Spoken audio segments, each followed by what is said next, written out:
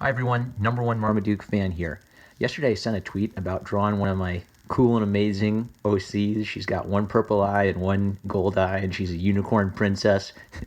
And a couple people on Twitter were so interested in my amazing and cool OC, who everybody loves, that they thought I should talk about it a little bit. I'm pulling your leg. So I don't want to talk about my OCs or original comics too much on this channel because I want the focus of this channel to be general and to not dox myself quite yet. When the future comes, I'll think about that when the future comes. But I'm not going to show you the drawing so I don't dox myself. I'm just going to draw a little bit to try to explain the idea I had while drawing an OC that's relevant to male gaze, fan service, the Hawkeye Initiative, and social justice in comics. Because my thesis is that SJWs affect artists on a subconscious level.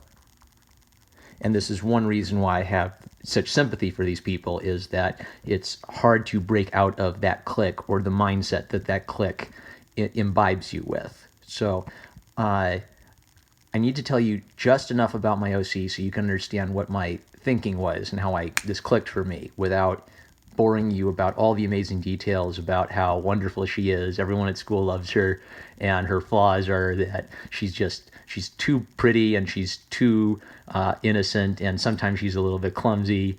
But Mary Sue, she's the best OC ever.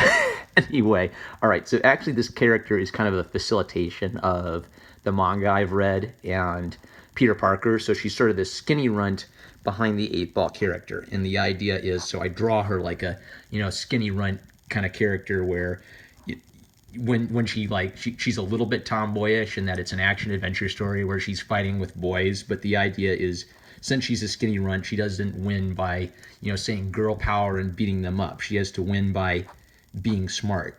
But so because of that, because an aspect of the character is she was a skinny runt, I started drawing her as a skinny little kind of ruler shaped body. When I first imagined the character in my head at the very beginning, this was years ago, I imagined her with a much more curvy body. And so she had big boobs, she had kind of wide hips, she looked like a really pretty, knockout, drop dead gorgeous girl.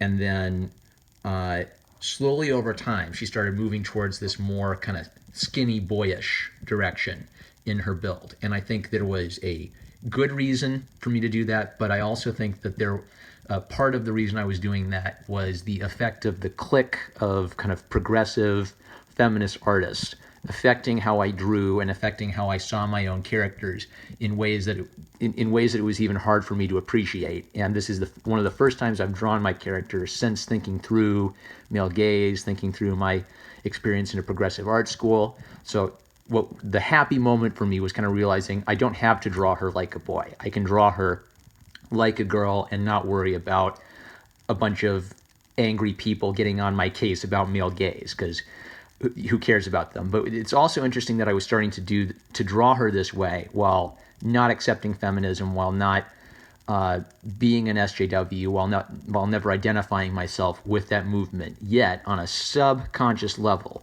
they were affecting the way I drew. All right, so I need to tell you the story so I can make the point about how SJWs convince people to draw differently on a subconscious level. So I first come up with the character. She's very curvy, she's very feminine, she's very beautiful, and then I have the idea that, well, I want her to be kind of a behind the eight ball character, kind of a not the prettiest girl in school, kind of a down to earth girl who doesn't really get like she's from like a farm country, right? So she doesn't really get like that cosmopolitan beauty fashion world sort of thing. So then I started drawing her more and more like a boy because of that storytelling reason. But I think part of that had to do with the timing of the Hawkeye Initiative. So as I'm drawing this character and coming up with this world, the Hawkeye Initiative happens, and I'm paying attention to it. And my teachers and my students, my classmates, are all digging the Hawkeye Initiative. They love the Hawkeye Initiative so much. It's not true that the teachers actively push the Hawkeye Initiative onto us. Like, no teacher said, you must do the Hawkeye Initiative or else. But there were instances of teachers kind of nudge, nudge, wink, wink, saying, hey, you've got a sketchbook assignment. If you wanted to do a drawing for the Hawkeye Initiative, all I'm saying is that would count for your sketchbook homework, nudge, nudge, wink, wink. So there was a progressive culture where, kind of as part of the clique, participating in the Hawkeye Initiative was a way of signaling you were cool and you were progressive and you were on board with the message of male gaze theory and how evil it is of comics to objectify women in these drawings, and how the whole industry needs to change to draw women differently, to be butter, right? So even though I've said in, what was my video? My video was how a feminist work of performance art changed my life. And in that video, I said, I almost took the blue pill. I thought about becoming a progressive because, all my professors are progressives. They're having an influence in my life. They're kind of challenging me with new arguments that haven't heard before. So I'm thinking, gee, is everything I knew wrong? Should I become a blue state soy boy, social justice advocate kind of deal? And then I read lots of books, and then I concluded, yeah, this is a clique. They don't know what they're talking about half the time. But even though I was kind of consciously saying I'm not part of this, left-wing movement, I still absorbed this information. And I think on a subconscious level, I then started like de-emphasizing the breast, de-emphasizing the hips, de-emphasizing the curves of the body, because even if I didn't want to hop on board with the Hawkeye Initiative, I was still kind of scared of the idea of, well, what if this group comes after me? What if this group doesn't like what I draw?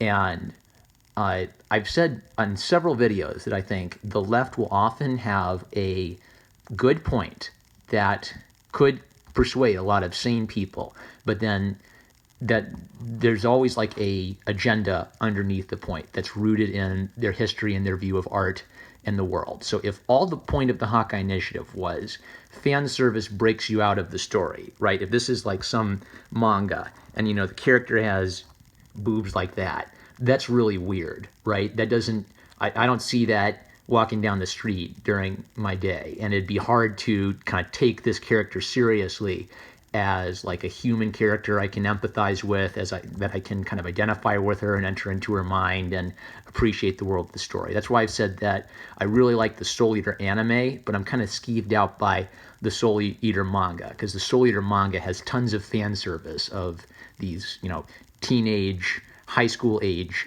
characters, but the anime, I don't think the anime just censored that because they were prudes. I think they just diminished that to put more focus on the characters. And then there are still beautiful, sexy, mature women, but they put kind of like a boundary line between characters who are goofy, over the top, risque humor, and characters who are supposed to be the thrust of the story that you follow along with and that you admire. So if the argument was just over-the-top fan service breaks you out of the world of the story, I think I wouldn't have any problem with the Hawkeye Initiative if that's all it was. But then what it becomes after that is almost any drawing by a man of a woman could be argued to be falling under male gaze and falling under problematic if you work hard enough to find something problematic in it. If you look for problematic elements, you're going to find problematic elements.